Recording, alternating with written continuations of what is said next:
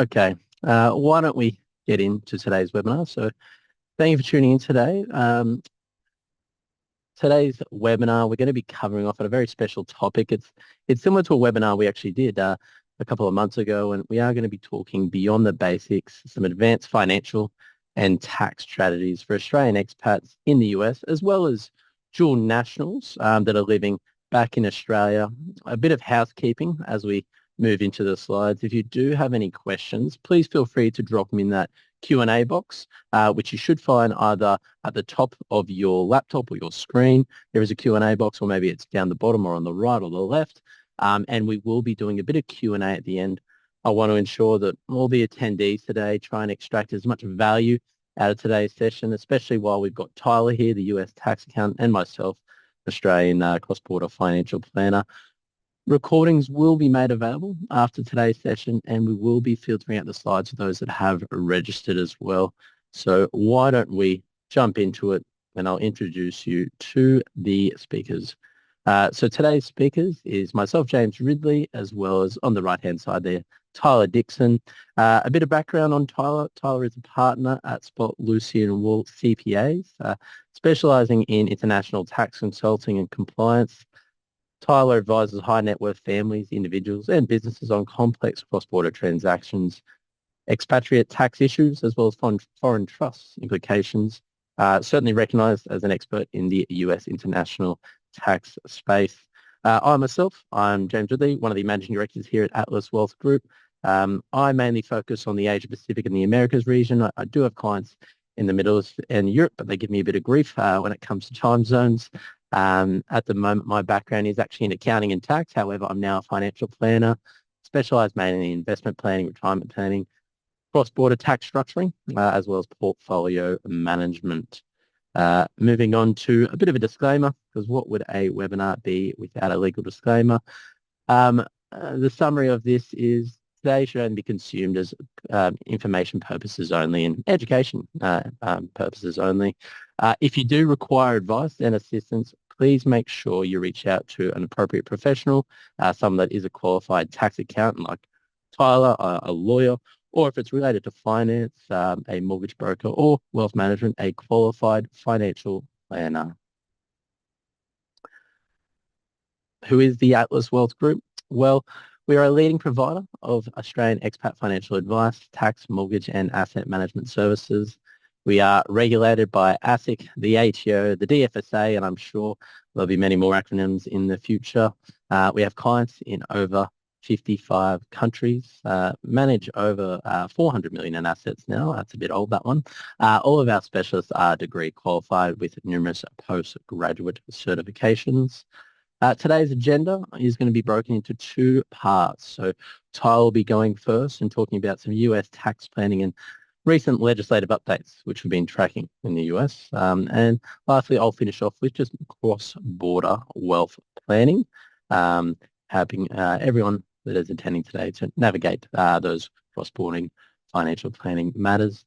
We'll now jump into Tyler's slides. So Tyler, you just let me know when you want to move on to another slide. Well, thanks, James. If we can just go to the first one here on tax residency. Yeah, so I always find this is a good place to start, is to kind of lay the framework for, who we're looking at when we're talking about expatriates, because in the US, there's kind of two sets of rules, right? One that applies to US tax residents and one that applies to non-residents. And so, the starting place is always for an individual client, are you a tax resident here in the US? And so let's start by defining that. And so a US tax resident falls into one of three categories: a citizen, a green card holder, or an alien who meets the substantial presence test. So the first two are pretty self-explanatory, right? If you have citizenship in the US or if you have a green card, you're going to be taxed as a US tax resident, regardless of where you're living. The third one is a little bit more tricky, but that applies to people who don't fall into the first two categories, but who are spending time physically in the US. And so the substantial presence test is really looking at the number of days you've been in the US over a 3-year period and comparing that to a threshold amount, which is 183 days.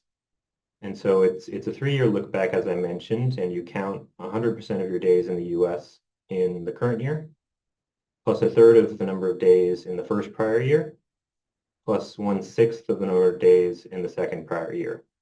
So you do the math on that and you compare it to the 183-day threshold and to determine if you've met that test. So kind of, the magic number when I talk to people who want to kind of maximize their time in the US on an annual basis without triggering that test is right around 120 days.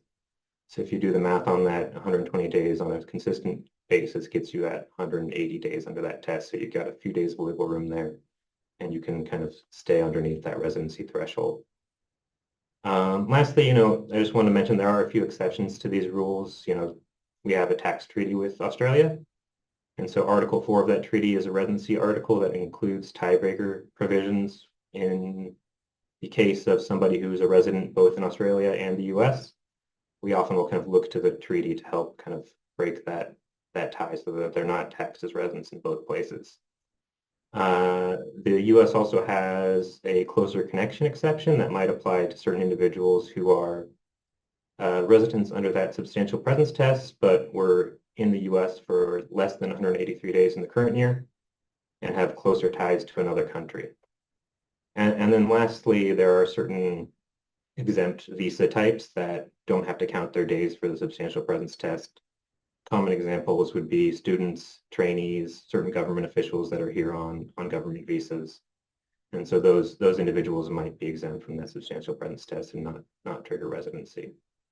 And then lastly, I just wanted to mention, right, we're talking throughout most of this presentation about federal tax issues. The US has 50 states and they all have their own sets of rules on these things. And so, you have to make sure you're also evaluating, the state where you're physically located as well. If we could go to the next slide, please, James. And so, we talked about who's a resident. Anybody who doesn't meet one of those tests is considered a non-resident for US income tax purposes. And so, why do we care, whether or not you're a resident? Well, like I was saying, there's kind of two sets of rules that apply. For non-residents, they're typically only going to be taxed in the US on US sourced income. And so the US doesn't care about their income in Australia, doesn't care about their income in Europe.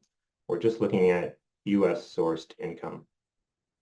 And for non-residents, that income is broken up into two kind of broad categories. One is what we call effectively connected income, or ECI, and that is income that's connected with the US trade or business. And so, your common examples would be wages or compensation for services performed in the US. It might be certain rental activities that rise to the level of being a trade or business. And so these types of ECI are taxed at our graduated tax rate system. Certain deductions are allowed to offset them. And they're treated kind of similar to how a resident would pay tax on their wages or their compensation from services. The second broad group I've kind of oversimplified here to say passive types of income. There's a much more technical term of fixed, determinable, annual, or periodical income. And so that's typically your investment type income, interest, dividends, certain rents and royalties would fall under this category. And this type of income from US sources is taxed at a flat 30% rate unless a treaty comes in to lower the tax, and there's no deductions allowed. So it's a flat tax on the gross income. And then lastly here, for non-residents, they don't have to do foreign asset disclosure or disclosure of foreign activities. And so that can be a big relief for people, especially when they have a lot going on outside of the US. And if we can go to the next slide, please.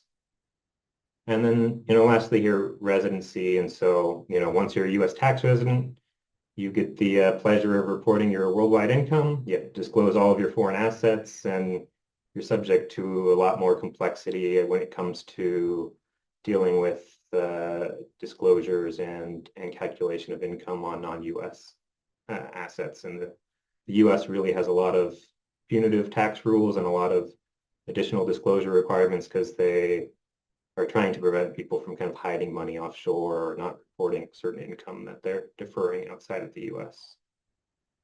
And so if we can go to the next slide.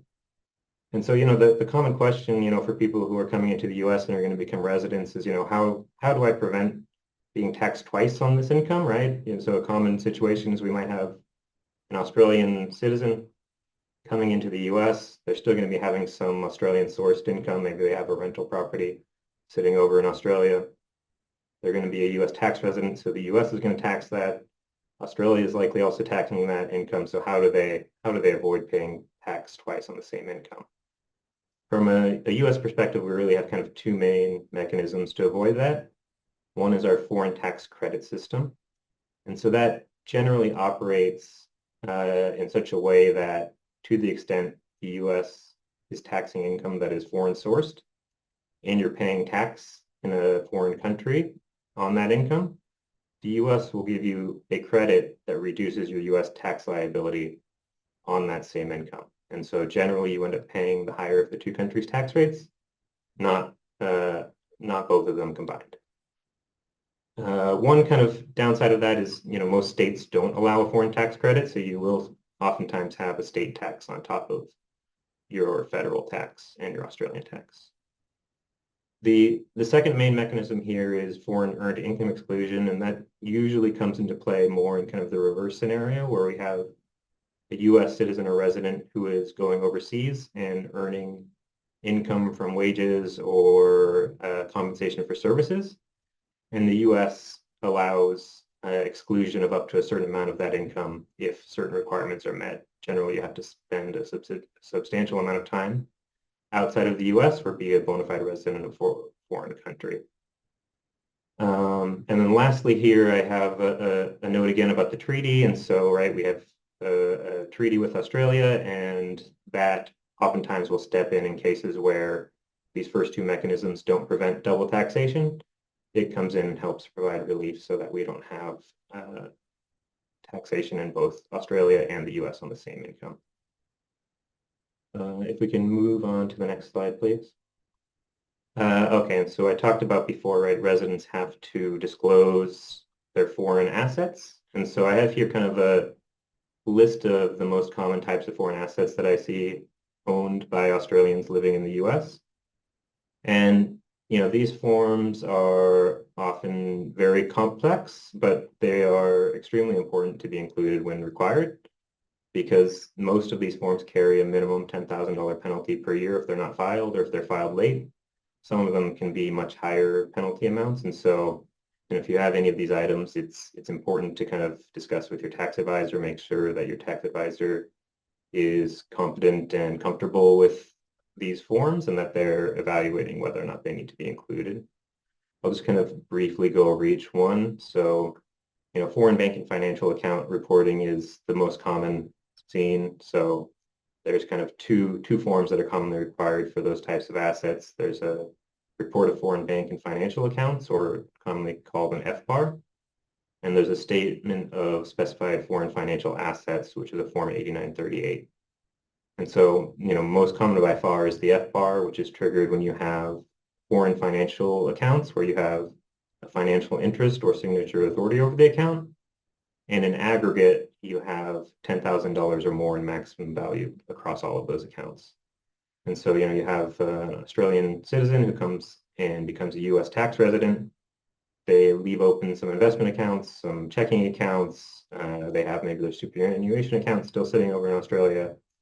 If they have more than $10,000 in total between those accounts, they have to do this FBAR report and disclose each of those accounts. The Form 8938 is similar. It requires additionally interest in foreign entities, loans to foreign persons, and other foreign assets. And the threshold is a little bit higher, but oftentimes when somebody has an FBAR, they're also going to have Form 8938 filing requirement. The next two bullet points are for different types of ownership in foreign entities or foreign activities. And so, foreign rental properties, foreign disregarded entities, foreign partnerships, or foreign corporations. If you have any sort of interest in those, that's more than kind of a nominal amount, right? Usually interest in like a publicly traded company isn't going to trigger these filings, but you have like a family company or you and a partner own a company, you're likely going to have one of these filing requirements. And so, each one of these could be an hour-long discussion on the requirements, but just make sure that you're kind of talking with your tax advisor if you have any of these types of investments to make sure that this is evaluated. The next one is foreign mutual funds. And so foreign mutual funds and similar types of investments are classified here in the US as passive foreign investment companies, or PFICs. I think James has some information on those later on, and so I won't go too into detail, but those typically require reporting on Form 8621, and James will tell you as well that we recommend people dispose of those before coming to the US if possible, because the disclosure requirements, the time and administrative effort, and the punitive tax rates are just too burdensome to make them a wise investment once you're in the US. And then lastly here we have foreign trusts. So any sort of interest in a foreign trust or receipt of foreign gifts or inheritance requires disclosures on Forms 3520 or Form 3520A. These disclosures carry some of the highest penalties, and the IRS has been super aggressive recently in assessing these penalties. And so, make sure that if you have any of these kind of relationships or any types of transactions with these types of entities, that you're disclosing them, because the IRS is looking at this as an easy way to collect a lot of penalties, and it's something that taxpayers often kind of miss or forget about. And then if we go to the next slide, please.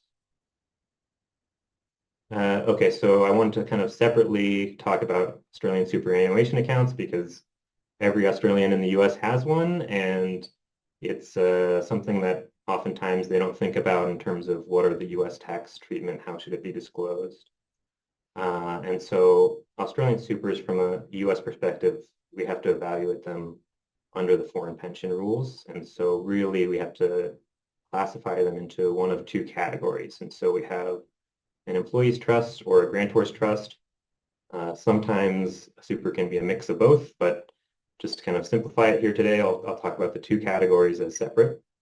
So the one that's kind of preferable is employees trust classification, which allows for deferral of tax on the income within the superannuation account until there's either a distribution or a rollover of the fund. And so a super would generally qualify as an employees trust if 50% or more of your contributions were made by the employer, and the employee is not highly compensated, or if they are, the plan is what we call a broad-based plan here in the US. So this often will apply to your kind of typical just employment-based super, where the employer is making the contributions. You didn't make any special kind of additional contributions separately. It's not a self-managed super. And so this is kind of ideal treatment from a US perspective. You still have a lot of disclosure requirements related to it. You have to put it on your FBAR. If you meet the threshold, your Form 8938. You might have Form 8621 if it holds passive foreign investment company investments. And when you take distributions or have a rollover, you're going to likely have a 3520 filing requirement.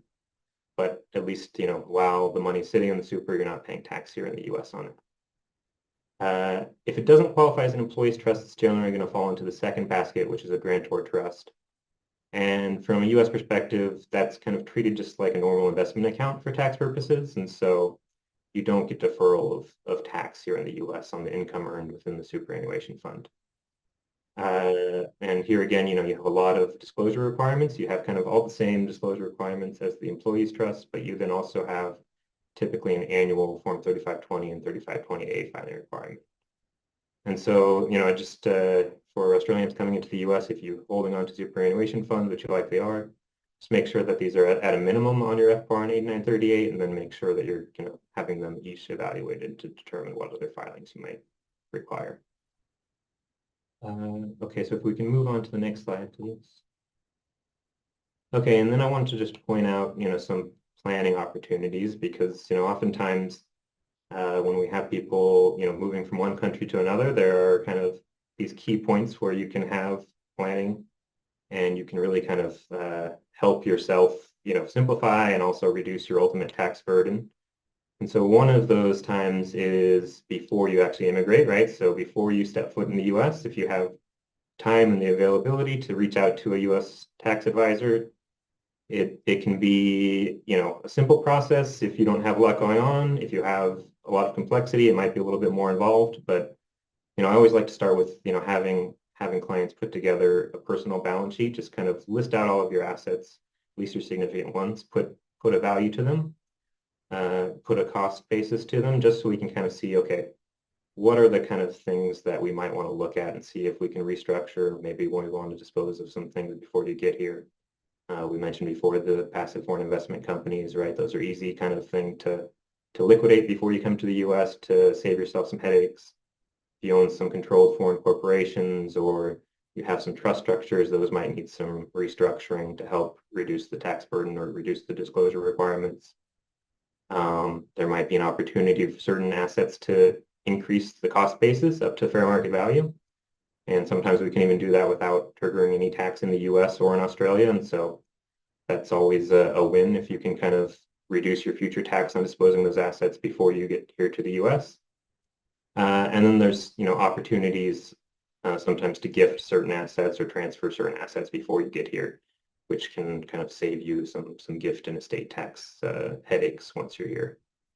And then lastly, I always remind people to kind of consider their immigration status, not just from an immigration perspective, but from a tax perspective as well. From an immigration perspective, the green card is great and it's a good choice, but from a tax perspective, it's not always the best choice because it kind of locks you into US tax residency, as we were talking about before. And also, when you go to dispose of it, it could trigger punitive tax issues that could be avoided. And so we'll talk about that actually on the next slide if we want to kind of move over to the next. One more, please. And so that's now exit planning here. And so, we've talked about planning before you arrive. It's equally important to plan before you leave, especially if you're going to hold on to some US assets. But the big one here that I want to mention is the exit tax, which applies to long-term residents or citizens when they kind of give up that status or have it revoked in some way. And so, most commonly where we see this is for green card holders. Somebody from Australia will move to the US. Maybe they'll be employed by Google, who will apply for their green card for them. They will, get the green card. 10 years down the road, they decide, my family wants to move back to Australia. I'm going to give up the green card. And unfortunately, it's not that easy just to give it up and leave the US. There is what we call an exit tax that applies to long-term residents, which would be a green card holder who has held their green card for at least 8 of the last 15 years, and that's any part of a year counts as a full year. So if you got the green card in December, and now we're in January of the next year, that's 2 years for that test, so it sneaks up on you faster than you think. And if you meet one of 3 tests, a net worth test and an average tax liability test or a certification test, then you're subject to the exit tax. And the exit tax, at risk of oversimplifying it, is basically like you sold everything you owned, all your worldwide assets, the day before you gave up the green card.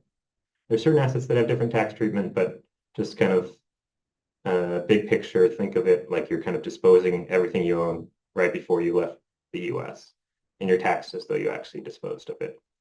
And so, there is a big opportunity there if somebody has a green card and they know they're going to move back to Australia at some point to avoid this by giving up the green card before they trigger that 8-year test. Or if that's not possible, there's a lot of planning opportunities to help reduce that exit tax or to avoid those 3 tests to make sure that they're not subject to the exit tax to begin with, even if they've already held the green card for 8 years. And so just, something to think about. Another big mistake I see people make is they move back to Australia or wherever they go and they don't do anything with the green card. They let it expire. And they think for tax purposes, that means they're not a US tax resident anymore. And that's unfortunately not the case. You actually have to either go through the process of giving up the green card officially or have it revoked. Just letting it expire means nothing from a tax perspective.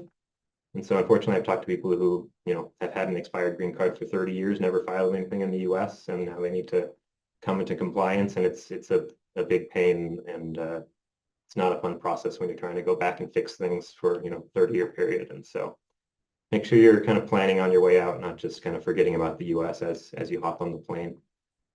So if we go to the next slide, please. So just wanted to kind of mention one more time kind of the common pitfalls. And so, these are where I see people getting into trouble most frequently when they're coming into the US or leaving the US. And so, missing those foreign asset disclosures that we were talking about earlier, large penalties there, not properly evaluating or reporting their superannuation accounts, investing in PFICs, and then, not planning before they arrive or leave the US. And then if we can go to the last slide, please, from my section here. And then lastly, I just wanted to kind of highlight a few key elements of the One Big Beautiful Bill Act that was signed earlier this month. And there's a whole lot of tax provisions in this bill, and so don't have time to go through all of them. But I just wanted to highlight some important ones. And so, a lot of the provisions just make permanent things that were set to expire at the end of this year. And so we had, our last big tax reform back in 2017. A lot of those kind of tax rate changes and deductions were temporary at the time. We're going to expire at the end of 2025. And this bill, for the most part, makes those permanent and kind of prevents them from expiring at the end of this year. A big one that a lot of people have been asking about as well as the remittance tax. And so, it started out when it was first kind of proposed as a 5% tax on transfers by non-citizens of funds out of the US. And so that was a very scary kind of proposition there of, Australian people living in the US, they have, savings, investments here. If they're going to be hit with a 5% tax when they try and transfer that back to Australia, that was a very bad result. So luckily, they have cut that tax way down and limit it to where, I don't think it's really going to impact people nearly as much. They've reduced the 5% all the way down to 1%. And it also only applies now to cash or cash equivalent transfers. And the big one here is, most of your kind of transfer of funds are going to be excluded because it excludes transfers from financial institutions. Your normal kind of bank transfers, your foreign currency transfers, those are all going to be excluded. And so it's pretty narrow in its application now and dropped all the way down to 1%. So I don't think it's the big worry that people were kind of thinking about when it first was proposed. And then this last kind of section here, I won't go into those in detail, but those are just some of the international provisions. They're pretty heavy on the technical side. And so if anybody has questions on those, happy to answer them later. But I don't want to get too bogged down into the technical details for those. So I think that's all I have, James. I'll kind of hand it back over to you for the wealth planning aspect. Beautiful. Thank you, Tyler. I think that really just emphasizes the tax minefield that the US is from federal level. And then, as you said, there's the extra layer of state-based taxation. For anyone living in, obviously, California and New York, it's like you never left Australia, to be honest, when you look at your overall tax rates. So it's something you're used to. So I'll move on today. I just want to apologize in advance if I need to sneeze or cough. The flu has ripped it through our office, and I seem to be the last person that has it, so I can feel a couple of tickles in my nose at the moment, so I'll try and cast myself out of the screen before I sneeze. So today, there's a couple of things I wanted to cover off on. First off, I want to start off with a lot of mistakes that we see made by a lot of Aussies that first leave and head abroad, especially in the US. And I'll run through a bit of a hit list here, but deemed disposal and missing the opportunity. So funnily enough, Australia actually does have an exit tax, but it only applies to what we would say is non-taxable Australian property assets. So these are things like direct shares, ETFs, managed funds, LICs, Australian real estate investment trusts, things you're often buying on an exchange. And deemed disposal is the process of paying capital gains tax up until the date that you leave on that kind of portfolio. And then going forward, they will be tax-free by the ATO until you return and resume being an Australian tax resident. And if it's something that you're not often selling down and you're only on a work visa, not a green card or a citizen, then it's actually a unique way that you could accumulate wealth tax-free for whilst you're in the US. Now, that kind of portfolio would have some income distributions coming on off it, and that's normal. Bit of maybe withholding tax applying there and declaring it in your US tax returns. But the capital growth could actually be tax-free if done correctly. So it's something that we often see missed when you're first leaving, missing out on that deemed disposal opportunity. Another common mistake we see is setting up an account back in Australia when you're a non-resident, but setting it up like you're an Australian tax resident, but using, say, a friend or a family member's address. And I guess the two issues that we see arise from this sort of kind of setup is, firstly, you are putting your tax residency at risk with the ATO because they're receiving financial data, or they're receiving data, I should say, from an Australian financial institution that has you down as a Australian tax resident. So that's part one. And if you're on a really good income and you're receiving a lot of assets by way of maybe equity compensation, then you want to secure that and keep that out of the eyes of the ATO because our tax rates are quite severe. The last one here is the no withholding tax applied. So if we're investing in, say, shares, ETFs, managed funds, those sort of things back in Australia, then you won't have any withholding tax that should be coming out at that rate of 30% or 15%, depending on the treaty in play. But it does mean that you have a withholding tax account with the ATO. And if you're someone that maybe gets a little bit lazy with lodging the non-resident tax return, that can grow and bloat. And then the ATO can also levy what we call general interest charges on it. So it's important to make sure that anything you're setting up in Australia whilst you're a non-resident, whilst you're residing in the US, you do it correctly using the appropriate platform as well. Something that Tyler already touched on, but holding the same type of investments and maintaining the same kind of investment strategy. So often here at Atlas, we feel like a bit of a cleanup crew when Aussies are first heading over to the US because maybe they've just been following a straightforward managed fund portfolio or ETF portfolio, which is really normal, especially when we're living in Australia. So not doing the wrong thing there, but often when we move over to the US, that is a bit of a tax bomb, especially when you're doing your first year or the first 2 years worth of tax returns. As we saw, a lot of reporting requirements as well as punitive tax is levied on those kind of portfolios. So you do need to think a little bit different about the way you tackle that kind of investment strategy going forward. And there are ways you can tackle it, but it's just being mindful that you're not exposing yourself to anything that would be a PFIC. Paying off the wrong kind of debt. So taxable income and currency gain. So, I mean, this is a bit of a two-parter, but because you're now a non-resident for Australian tax purposes, your income tax rates are a little bit more severe here on, say, rental income in Australia. It kicks in at 30%. You don't have a tax-free threshold at all. So when we pay off debt, it means essentially all that net income is going to be taxable. So it's actually not a bad thing to have some investment debt, especially when you move overseas, you're renting out the former main residence. Naturally, you'll be doing your regular payments, and you might get it to a point where it's neutral, it's breaking even, where the income is equivalent to the tax deductions, and that's very sensible. Usually when you're getting to that level, it means you've got an opportunity to maybe leverage that property and buy another investment property. So it's just being mindful that paying off debt might not be the best strategy because it means you'll start paying more tax on the income. And if you just want to keep building your wealth whilst you're in the US, there's definitely another way you could go about it. Currency gains.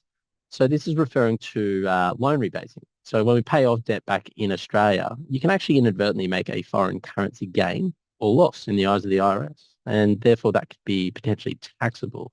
So that's why sometimes it's best not to pay off the debt in full, maybe just bring it up to where it's neutral, and then when you come back, move into that property, establish it as your main residence, then it might be wise to then pay it off, reducing your non-deductible debt, very sensible as part of any sort of investment strategy. Moving on to tax-effective investments. So obviously there's been a common theme, passive foreign investment companies, PFICs. We've talked about it a lot, but I guess the reason why we're talking about it a lot is because we see it a lot. And again, it's very common to go over to the US, maintain the same kind of investment strategy, but if you're going to be in the US for 3, 5, 10 years, then it's worthwhile just thinking differently. So when we look at the breakdown of a PFIC, any foreign company or trust where 75% more of its gross income is passive or 50% or more of its assets produce passive income. So when we're looking at the Australian investment landscape, it's going to be Australian managed funds. It's going to be Australian ETFs, exchange traded funds or index funds. It's going to be listed investment companies. It's going to be Australian real estate investment trusts. So There's a whole suite of common investment vehicles that you would invest in, which are now a bit of a no-go zone because they're going to be treated as a PFIC. There are direct shares, there are US domiciles or US listed ETFs traded on the ASX, um, which you can access and keep that investment strategy moving and going, but it just requires a bit more thought and a bit more strategy to maintain that investment approach. So just be mindful of that going forward. Make sure you review it. There's been a lot of times where we've had to clean up that mess. And again, it's very common that you won't know until obviously maybe a US accountant discovers and goes, okay, if you're here for the next, little while, it might be time to clean this up because this is just going to be a growing impact on your tax returns each year and tax payable each year as well. Next slide on the expat retirement problem. So this is something I see a lot of, and it relates to not putting anything away into some sort of retirement vehicle. Now, the most common retirement vehicles, which I'll talk about soon in the US, are your 401ks, your IRAs, the Roth types as well. But often if we're being employed over in the US and maybe we're working for, say, a startup company, so a 401k isn't really an option because cash flow isn't quite there to be doing a matching scheme.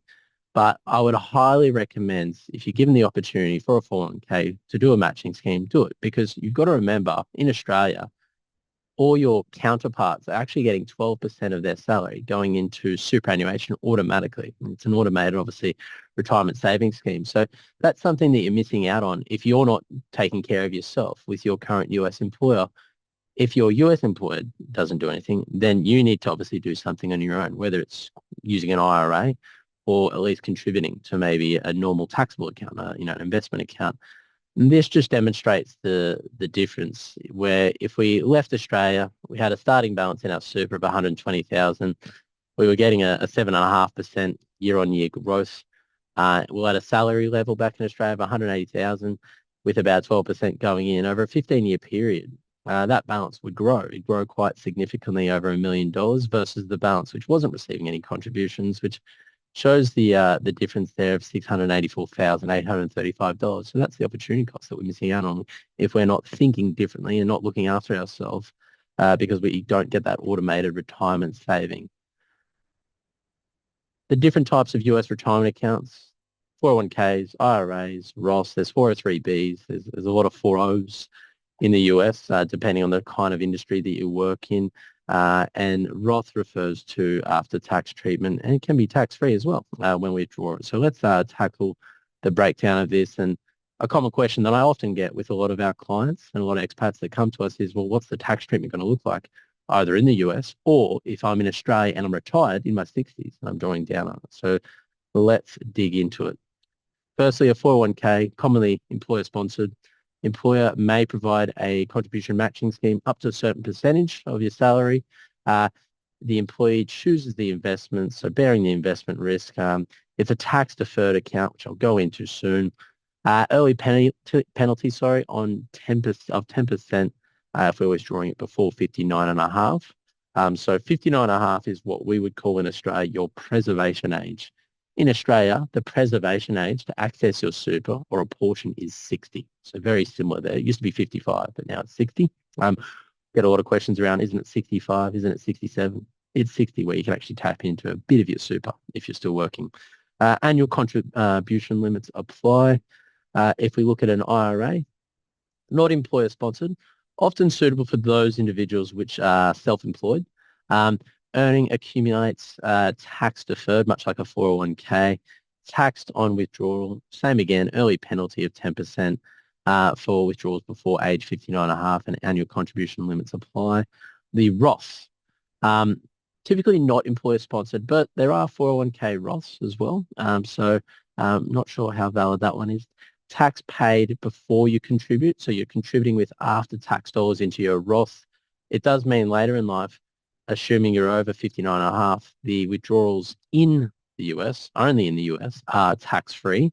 If you're withdrawing it early, then that 10% early penalty tax applies before 59.5. And same again, contribution limits apply because the US or the US government doesn't want you squirreling too much money into these tax advantage vehicles so they can still tax you on your normal earnings.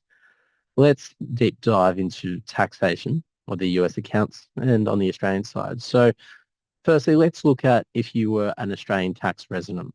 So if we're drawing out an income stream, 50 to 100,000 out of our 401k when we're back in Australia, then it's treated like a distribution out of a foreign investment trust. So that reference there to Section 99B Income Tax Act 1936, very old, but that's how it's treated by the ATO. So that means that in the eyes of the ATO, there's two components of your 401k. There's the growth component, investment earnings, income distributions reinvested, and then there's the tax-free component, which is made up of your contributions and your employer's contributions. That is tax-free, that component. So it's, there's a percentage which is tax-free. Often if we're back in Australia and the platform just has you down as a non-resident alien, we commonly see a 30% withholding tax applied. There are ways we can reduce that down using that W8 bend form. We've seen really good outcomes. We've also seen outcomes where the platform provider, not naming and shaming, but examples, your BlackRocks, your Fidelities, your Schwabs, you still submit a W8 bend form, but they still apply the 30% withholding tax. If unsuccessful, the non-resident alien should actually lodge a non-resident alien tax return because you might be entitled to a tax refund based on being overtaxed on that withdrawal. If we look at how it's going to be taxed on the Australian side, it means that there's only going to be a portion of that income stream which you'll actually declare in your Australian tax return. Any tax that's been withheld or paid on the withdrawal, you will receive as a foreign tax credit in Australia. But that tax credit's going to be prorated to the amount which is actually taxable in Australia. So if you've got 30% applying on a 100K withdrawal, you're not going to be able to use the 30K as a full tax credit for the amount that's taxable in Australia. It'll be broken down and prorated based on the percentage of that withdrawal, which is taxable. So you can see here, it gets a little bit complicated trying to identify the difference between what's taxable and not taxable, and then using the tax credit as well. But normally we still see some good outcomes. And depending on whether you're connected to the US anymore, green card or not, if you're not a green card or you're a citizen, then we can use strategies to migrate into super so we can further reduce any tax on the Australian side. As a US tax resident, well, the earnings plus the deductible contributions are taxed as ordinary income by the IRS. However, if it's a Roth account and you're only a US tax resident, then it's tax-free. I often get the question, what's better, a Roth or just a normal traditional 401k? Well, if you're young and you're not going to be tapping into this account until you're 60, and you're probably going to be back in Australia by the time you're, say, 60, just remember the ATO doesn't see the Roth account as this after tax or tax-free account. It's going to actually tax it the exact same way as a traditional 401k or a traditional IRA. So I don't see Roths too powerful unless we intend to be in the US when we're a little bit older than 59 and a half, because it means you can tap into that, withdraw it, bring that back with you when you return to Australia and maybe put it into super as an after-tax contribution if you're not a citizen or a green card holder, and then still use it as a retirement stream in the future. If you're dual Australian-US residents, then just treating it like you're a US tax resident, you're still going to get the benefit of the foreign tax credit applying on the Australian side with the ATO as well. Moving on, equity compensation schemes. I'm not going to talk about all of these because there's a few into it, but I'm going to talk about mainly the RSUs because that's actually the most common of what we see. You can see the different levels. We've got restricted stock units, most common. Stock options are also quite common, ISOs and NSOs, which is incentive stock options or non-qualified stock options. ISOs, they're taxed, obviously, or tax advantaged, concessionally taxed. Employee stock purchase plans, so allowing you to buy shares in your employer at a little discount. That's always good. Salary sacrificing 5 to 10% of your salary and putting into it and getting a good little discount there. You've also got performance shares depending on the actual financial performance of the company. And then you've got phantom stock and SARs. Phantom stock and SARs are actually really common with startups where, or private companies where they're not publicly listed and there's only big liquidity events when maybe there's a bit of merger and acquisition activity or there's another round of funding.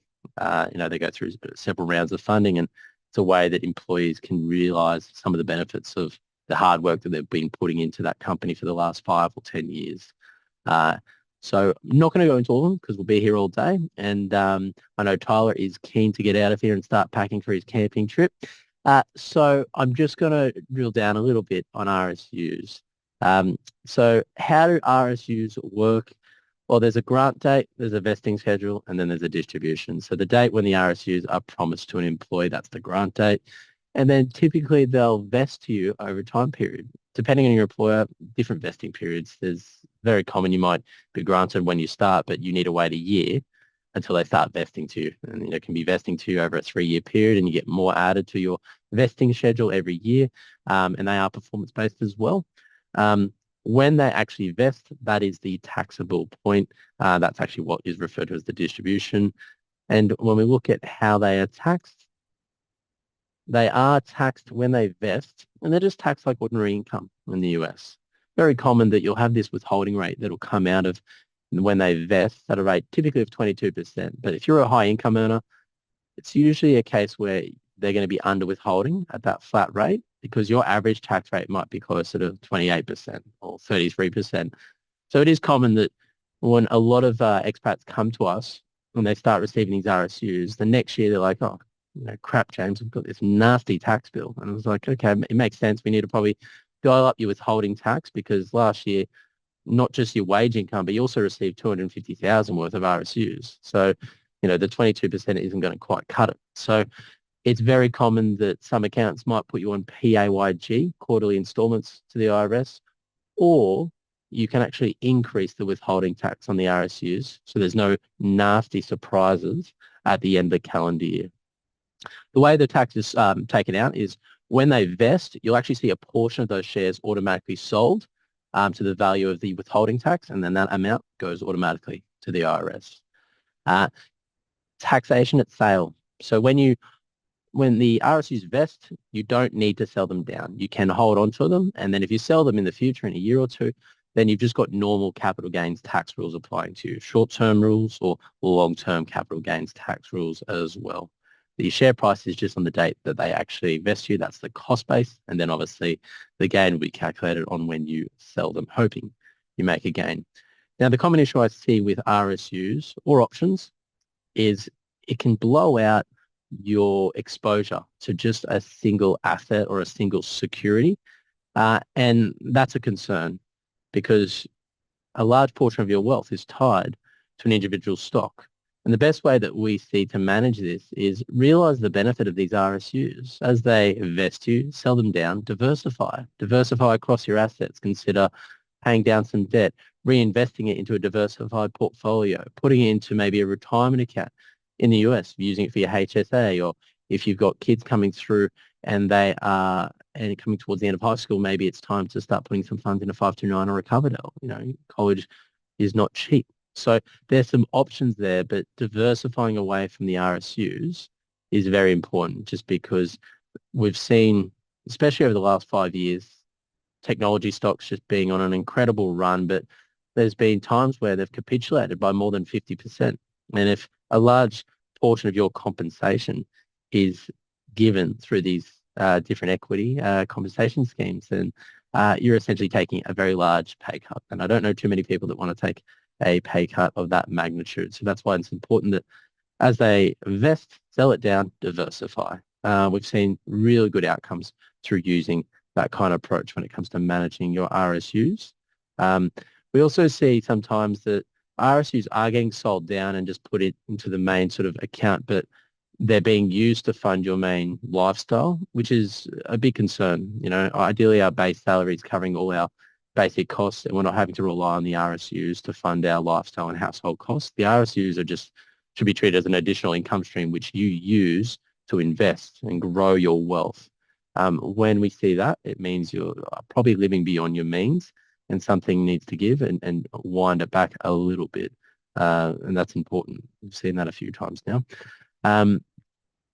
Managing your finances too. So take your financial and tax obligations seriously. A good example of the tax obligations here in Australia. A lot of the time when we first leave Australia, we forget to do those tax returns. And once we've been overseas for 3 or 4 or 5 years, it's really need to get some things cleaned up back in Australia. Declare yourself as a non-resident. Maybe some back taxes that you need to pay as well. HEX is a common one that's often forgotten because we still do need to make repayments on our HEX, even though we're a non-resident. Number two, there, structure your super so that it is sympathetic to the way that the IRS treats Australian superannuation accounts. So Tyler gave us a good understanding of how super is taxed, and it's often going to be treated as one of two trusts, and there can be PFIC concerns in either pathway. So making sure that you're at least investing in a US sympathetic manner is important. Build wealth tax effectively in both countries if you are unsure about your retire. This is a really common one, especially when we're going down the pathway of green card, dual citizenship. We just don't know. And, a lot of the time we want that, I suppose, retirement where we can do both, 6 months here, 6 months here. It is hard to navigate that space, but ideally it means you are still building wealth between both countries. It's a great way to take a dollar cost averaging or a hedging approach with the currency as well. If you know you will return to Australia and retire in Australia, then you should be building your wealth up in Australia over that 5, 10, 15-year period whilst you're in the US, because then you are leaving a lot to chance. If all your wealth is being built up in the US, you're retiring, but you're retiring back in Australia, and then you've got to work out, well, how do I bring everything back now? How do I do it in a tax-efficient manner? And it can be difficult if we're only left with, say, a 6 or 12-month period. We want to obviously give ourselves a bit of time to give ourselves a good runway there. Be mindful of property taxes in Australia when selling. So a few things here. Non-residents no longer get access to what's called the 50% CGT discount concession on property in Australia. That was removed back in May 2012. So it can just mean that for selling a property, the tax that we pay can be a little bit more punitive. The other real important one is the main residence exemption. So if we're selling a former main residence that's only been, say, rented out for 2 years, we do need to pay capital gains tax on that transaction, whereas previously, before 30th of June 2020, we didn't. So still coming across a lot of expats which are unaware of that, and it's very punitive when we might have owned that property since the 90s or the early 2000s. So make sure you do some research there. We've often done a lot of what-if analysis for clients to help them navigate that space. When reviewing investment opportunities, ensure nothing is classified as a PFIC. I won't harp on any more about PFICs. I think everyone's gotten the message. Managing your finances, don't stick your head in the sand. A lot of the time we do when we first head overseas for the first couple of years, and then we obviously play catch up on the life admin. But if you hit the ground running, pay attention to it, you do some due diligence, makes it a lot easier to exit as well in the future. Don't ignore your savings. So make sure you are putting away money, you're investing it, you're growing your wealth, and you're doing it in a tax-effective manner. And don't ignore the currency risks. We've seen currency, the USD versus the AUD pairing, going on a very big ride over the last couple of years. And it's expected the Australian dollar should strengthen over the coming months into the next year. We should get another RBA rate cut in Australia. I know the US, you guys are waiting for a rate cut. Just don't know when that's going to happen, when there's the unknown of the tariffs. Jerome Powell's got a very hard task there. But that being said, it's expected that the Australian dollar should get stronger over the next 12 months. But that being said, with our RBA rate cut, you'll actually see it probably drop back around 65, 64 briefly. That's all from me today. I will move on to a bit of Q&A. There's a few questions that have been dropped into the box. So if you do have any questions, please drop them in there. Tyler and myself would be more than happy to answer them. There's a good question here from an anonymous attendee, which I'm going to read out. This one is for you, Tyler.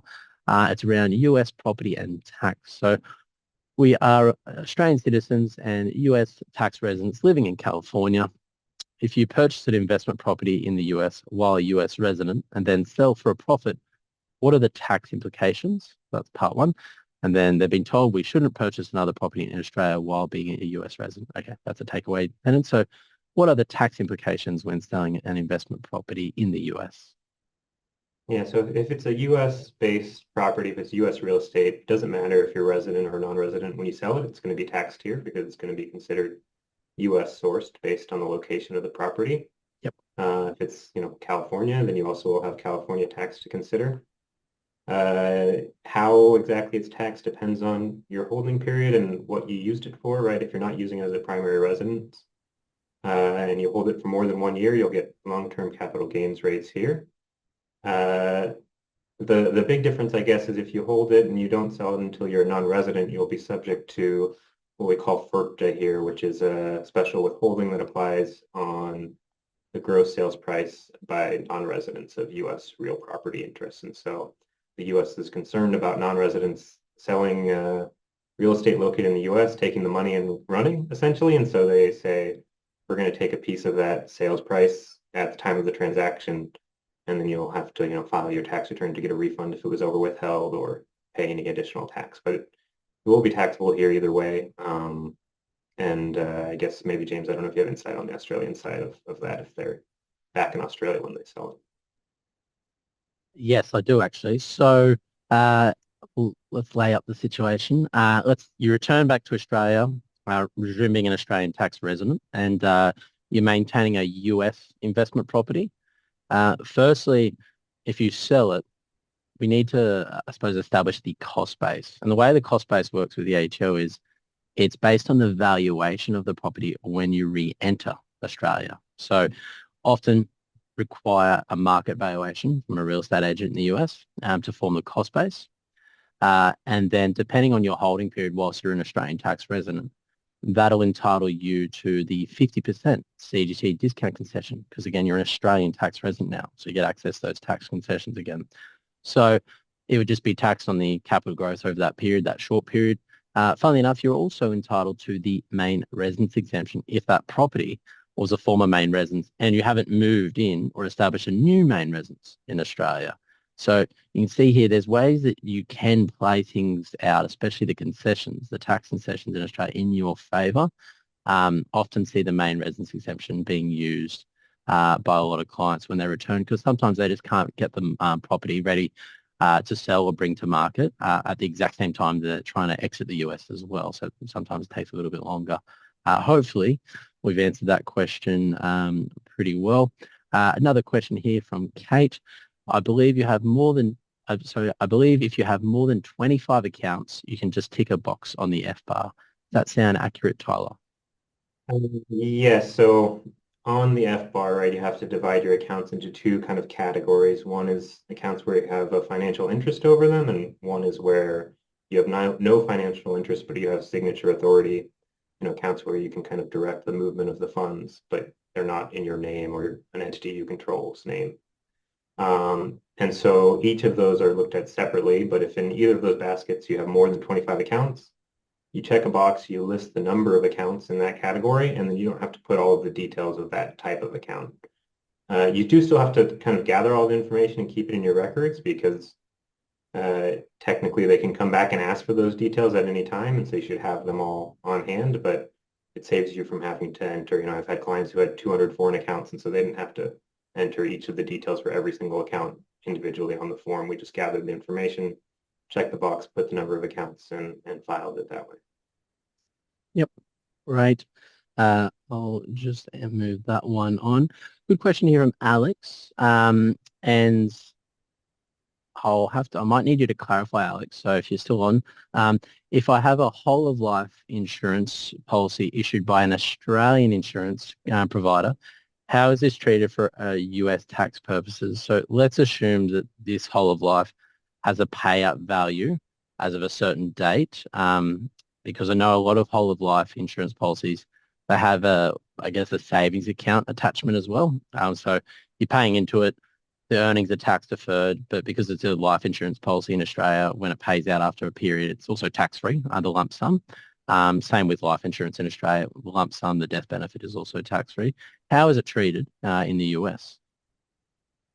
Life insurance is a tricky subject in the US because we have to look at each individual policy and kind of line it up to the US definition of life insurance. And so there's different treatment depending on if there's a cash surrender value and whether or not it meets the definition of life insurance and certain actuarial requirements throughout the whole term of the policy. And so, there's a big range of treatments from it just kind of looked at more like a regular investment account and you're kind of taxed on the earnings throughout holding the period, or if it lines up well with the U.S. rules, it might be a completely tax deferred, kind of treated similar to a U.S. life insurance policy where you don't actually pay any tax on the Yeah. income within the policy. And so I think for that one, we need some more information to give you a definitive answer one way or the other from the U.S. perspective.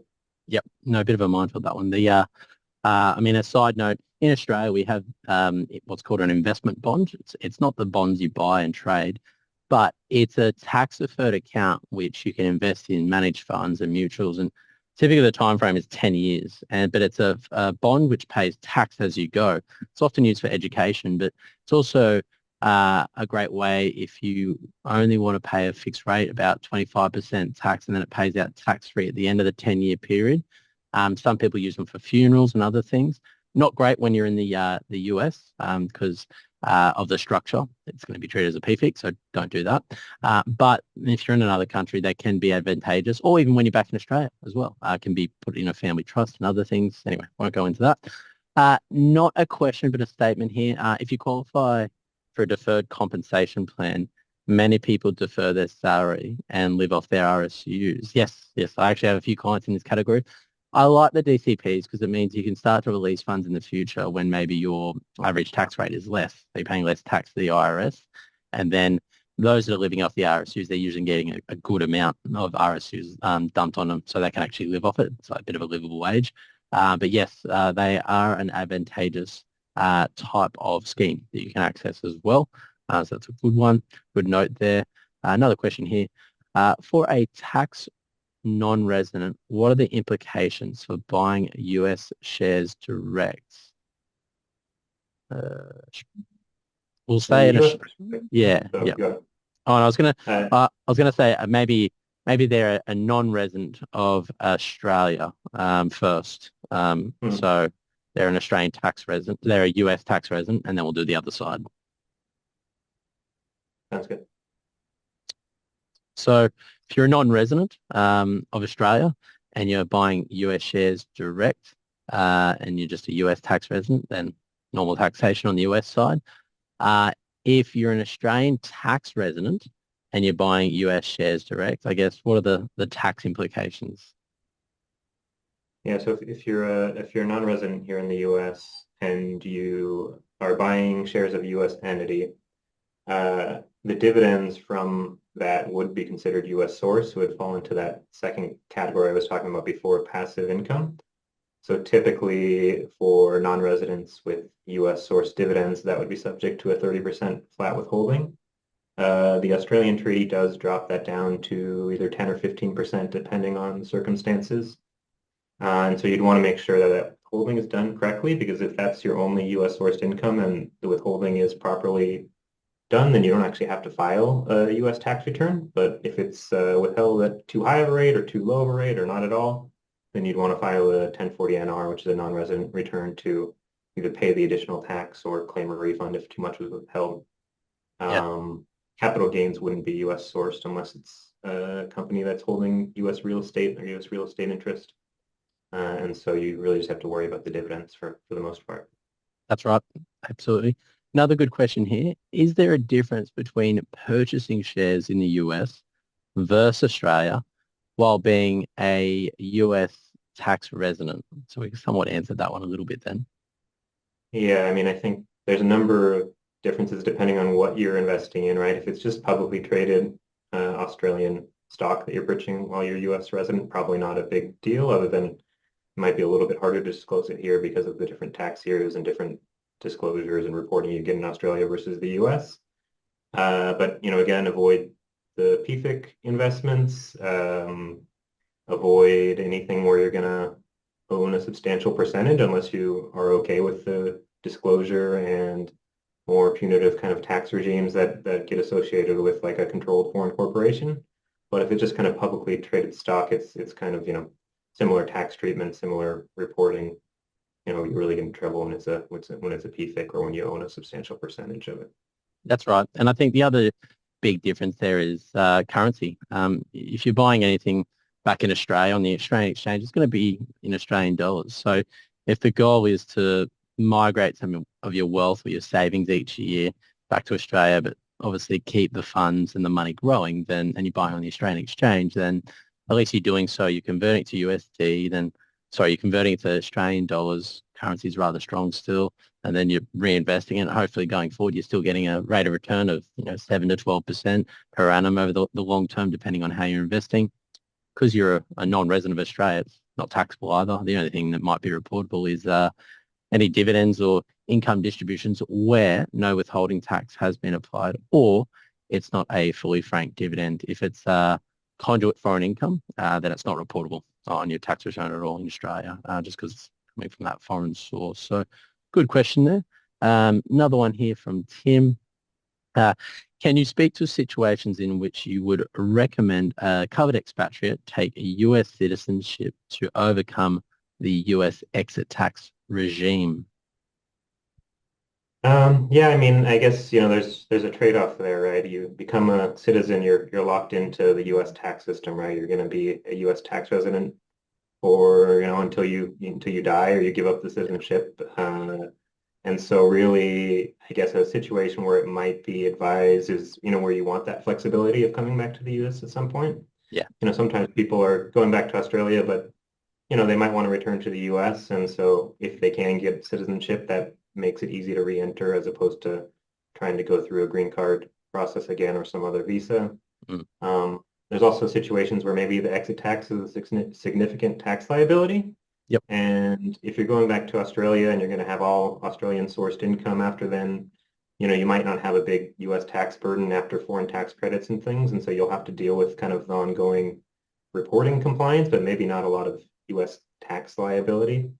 So you can maybe avoid that exit tax while, not incurring ongoing US tax liability, but you still have to file every year. And if you're going to have significant assets in Australia, you're going to have to deal with all those disclosure requirements. And so you kind of have to take it all into account, weigh the pros and cons. But definitely had clients who had, startup companies where if they expatriated, they would have to pay tax on, unrealized value of, tens of millions of dollars, and they don't have the liquidity to pay that. And so we have to kind of look at opportunities of, how do we mitigate that, or how do we kind of push that off until they can pay that exit tax? Because I agree with you, Tyler. It's purely situational, and I think I can give a really good case study example for the attendees that are still on the call. But we've got two clients that came on 2 years ago, and very similar financial profiles. But the only difference is one was a citizen, and the other one has been on an E3 visa for the last 15 years.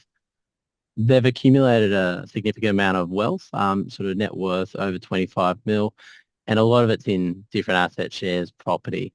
For the US citizen, when they come back to Australia, they're not going to be able to really tackle any advanced tax structuring strategies back in Australia, and because of how they're going to be taxed and treated in the US. Foreign grantor trust treatment, PFIC treatment, CFC rules will apply. So they're not really able to tap into a lot of the concessional tax treatment or tax strategies that a normal Aussie tax resident would use that's not connected to the US. Whereas the E3 visa card holder, upon exit out of the US, which is towards the end of the calendar year, we're able to pick up a lot of their assets because they don't have to worry about the exit tax in the new calendar year, and move it all into an Australian discretionary trust or financial trust, and family trust. And that now gives them the ability to distribute income, capital gains to different individuals within their family. They can incorporate a bucket company or a corporate beneficiary, which caps their overall tax rate at 30% going forward. And the lovely benefit of a bucket company is that any tax you pay, it stays in that company as a tax credit, which you'll use in the future when you distribute dividends as part of your retirement. Not only that, the Australian citizen, tax resident only, can look at aggressively growing their super as well, whereas the US citizen can't, because it's going to be taxed punitively, because they'll eventually just turn it into a normal foreign grantor trust, and then you've got the additional reporting requirements. So situations are very similar financially, but they're not, because of obviously one having to continue the reporting requirements to the IRS versus the other that doesn't. So that's just a quick example, Tim, and it's a really, really good question you ask, but definitely situational. We've got one more question here. We'll see how we go.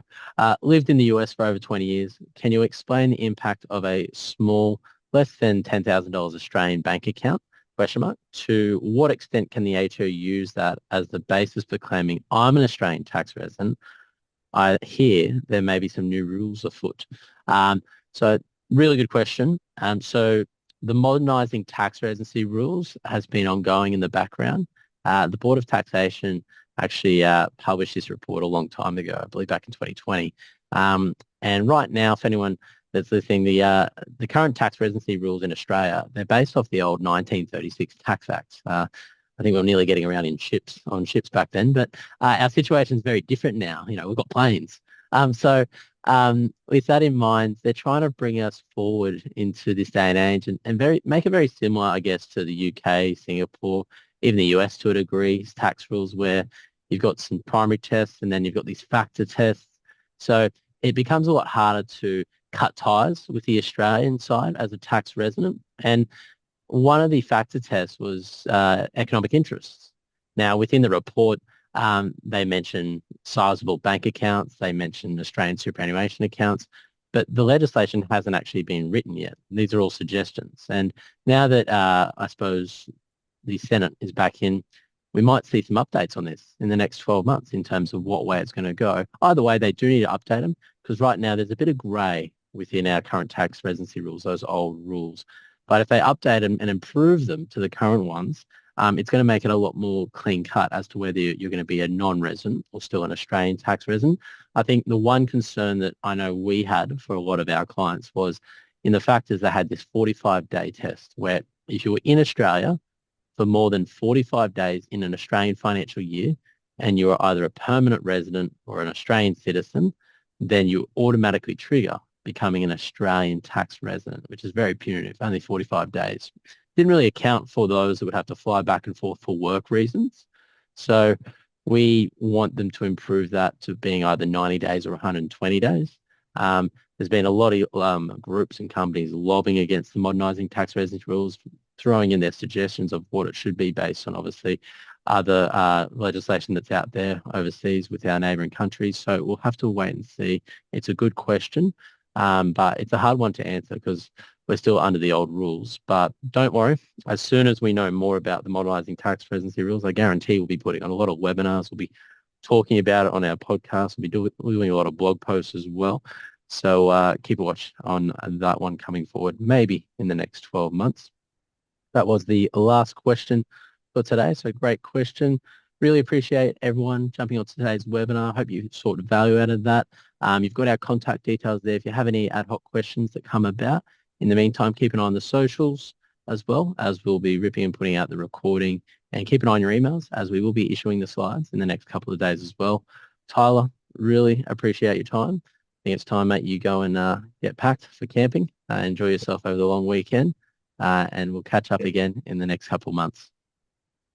All right, perfect. Thank you. Thank you, everyone.